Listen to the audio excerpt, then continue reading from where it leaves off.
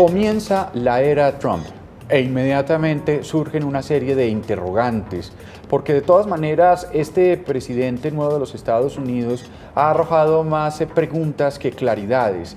Muchos todavía no saben exactamente, o no sabemos, los mismos analistas internacionales, qué es exactamente lo que quiere hacer el presidente. Sabemos que quiere una política de Estados Unidos más cerrada, regresar a Estados Unidos a ser una potencia más independiente, más cerrada, a terminar muchos pactos de comercio mundial, internacional, y a realizar relaciones binacionales donde Estados Unidos negocia como fuerte, cerrarse a la inmigración, y esto ha dividido muchísimo a la sociedad estadounidense, porque claro, efectivamente tiene unas implicaciones económicas importantes, pero políticas en el resto del mundo que tenemos que empezar a entender nosotros como Colombia, parte de este proceso mundial.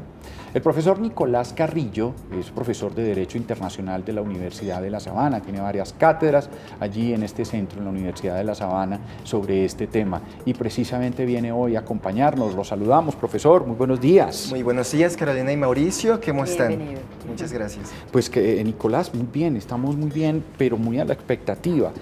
Lo que ahora estábamos comentando, cómo en este nuevo mandato hay más incertidumbres que respuestas, ¿no? Hay más preguntas y sobre todo temores, miedos que claridades. Claro, es así, efectivamente, digamos, podríamos decir que el candidato, pues ya electo, el presidente electo Donald Trump, lo que arroja es incertidumbre, es decir, hay muchas dudas. ¿Por qué?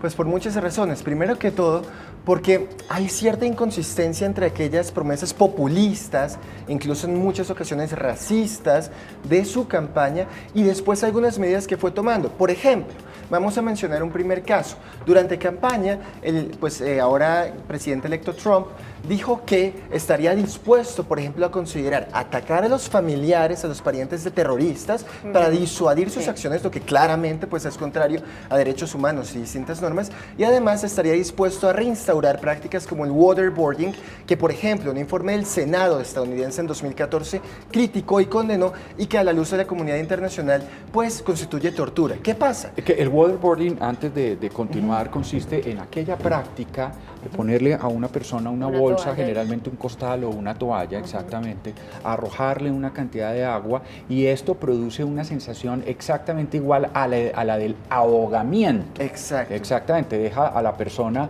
completamente exhausta e incluso pueden morir en el hecho. Sí. Y esa era una práctica que George Bush hijo había permitido en los interrogatorios luego de la crisis del 11 de septiembre. De hecho, eso es algo muy interesante que mencionen ustedes, la administración Bush, porque, por ejemplo, algunos de sus allegados en su administración, como Cheney y otros, o Rumsfeld, precisamente apoyaban y todavía apoyan, digamos, esa práctica.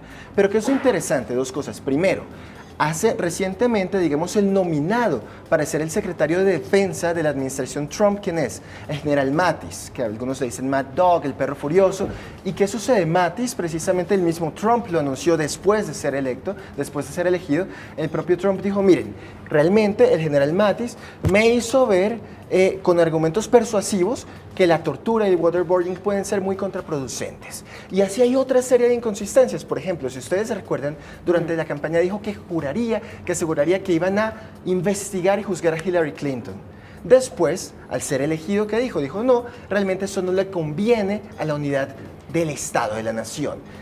Sí, es que, profesor, precisamente ese discurso de Trump, digamos, durante la campaña fue muchísimo más duro, como usted lo está diciendo, mucho más amenazante, pero casi que al otro día de haber ganado, pues lo que hizo fue bajarle el tono a muchas de esas cosas que había dicho. Sin embargo, volvemos a quedar en el limbo porque recientemente usó nuevamente, por ejemplo, lo del muro a México.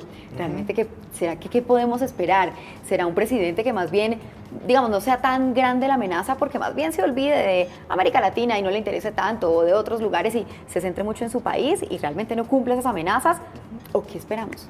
Bueno, pues evidentemente todo lo que podemos hacer ahora es especular, porque precisamente, digamos, es alguien impredecible, pero pues vamos a, con base un poco en lo que ha dicho y hecho, pues podemos anotar un par de observaciones. Primero, efectivamente estoy de acuerdo contigo, Carolina, en que es muy posible que, digamos, asuma una política podríamos llamarla quizás no necesariamente aislacionista, pero sí de bilateralizar. ¿Qué quiere decir?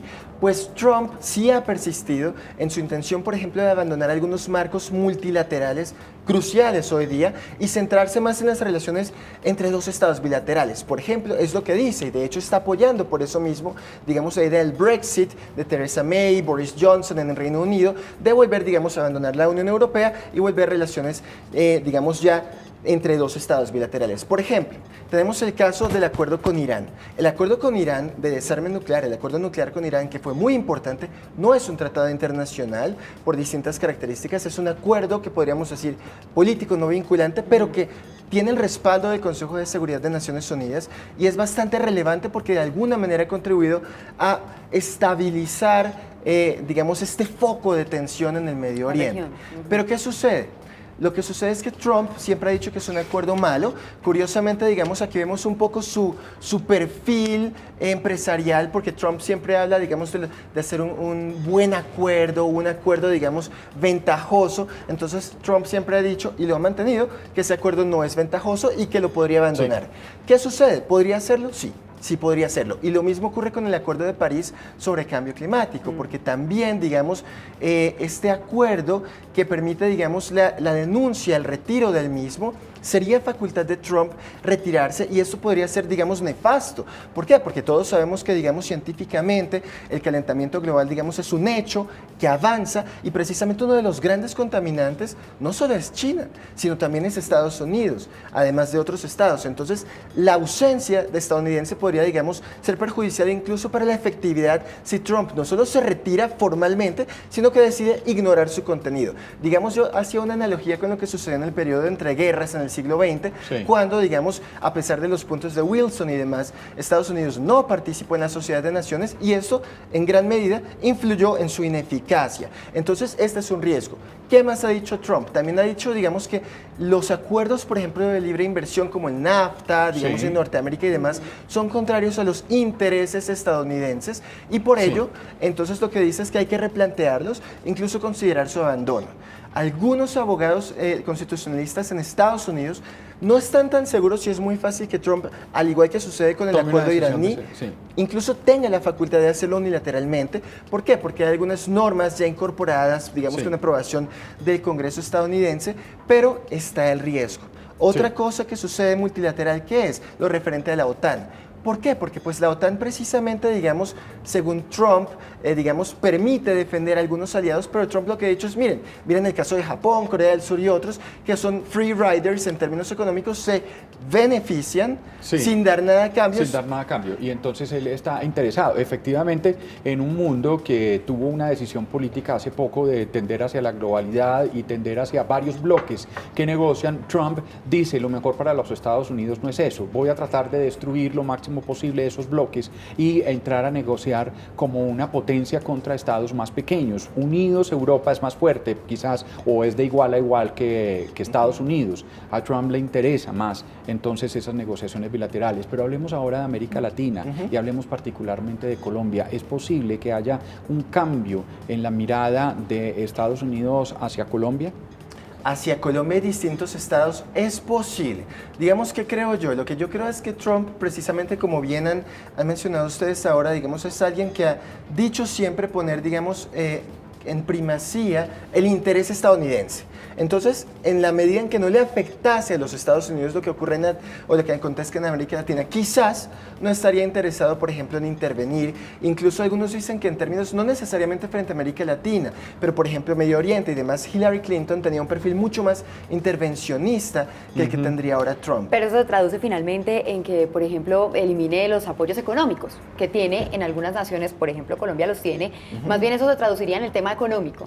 Eventualmente sí. Lo que sucede es que, digamos, aquí sí hay que recordar algo y es que, digamos, el modelo de pesos y contrapesos es fuerte en cualquier caso en Estados Unidos y pues precisamente, digamos, por ejemplo, en las ayudas económicas que se han dado para, digamos, el posconflicto y demás a Colombia, también hay intervención, injerencia, digamos, parlamentaria, por lo cual hay que ver hasta qué punto, digamos, Trump lo haría y podría hacerlo unilateralmente. Lo dudo, pero sí que podría haber una reducción considerable. Otra cosa que es curiosa, digamos, incluso si uno ve, por ejemplo, los discursos de mandatarios de nuestra región, el hecho de que el mismo Nicolás Maduro felicitase a Trump, quizá deja entrever un cierto temor a que, digamos, algo pudiese suceder, por ejemplo, no necesariamente, y no estoy hablando de una intervención militar abierta, pero sí medidas económicas, lo que se llaman, digamos, sanciones inteligentes dirigidas a algunos allegados, digamos, de su gabinete y demás. Pero el problema no solamente, digamos, es la intervención o las decisiones directas, que efectivamente estoy de acuerdo contigo, no solamente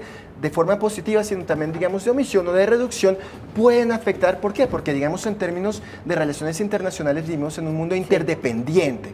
Entonces, claro, esta interdependencia económica, política y demás hace que la decisión, digamos, un efecto en cierta medida mariposa, lo que ocurra en algún lugar, afecte a lo otro. Sí. Pero una última idea interesante es que, digamos, además de las decisiones, digamos, unilaterales estadounidenses, también está influyendo realmente en lo que hacen los demás estados. Veamos el caso de Jerusalén. Después de que el Reino Unido, Israel, sí. digamos, apoyase una Ajá. resolución en contra de los asentamientos de la colonización, Sí. digamos, de territorios palestinos ocupados, recientemente en la cumbre de París, hace muy pocos días, envió un funcionario de muy bajo nivel e influyó Trump, de Reino Unido, eso influyó Trump, según muchos analistas, incluso En esa decisión de en eso, y en que, digamos, el tono de la cumbre fuese muy suave de la Más suave. conferencia, sin condenar, digamos. Cambios definitivos en la política internacional que se vienen, muchas preguntas, mucha incertidumbre, muchos frentes, todos absolutamente relacionados. Lo que pasa en Israel ya no solamente pasa allá, lo que tiene que ver con el cambio climático no solamente tiene que ver con las decisiones de unos pocos países en el norte de nuestro planeta, sino que nos afecta a todos, y eso es lo que viene ahora. Empezar a resolver esos interrogantes que bien los acaba de plantear el profesor Nicolás Carrillo, profesor de Derecho Internacional de la Universidad de La Sabana, a quien le agradecemos muchísimo habernos acompañado durante estos minutos y plantearnos todas esas preguntas que están por resolverse. Muchísimas gracias. A ustedes muchas gracias. Que estén Siempre bien. bienvenido. Gracias. Bueno, y les comento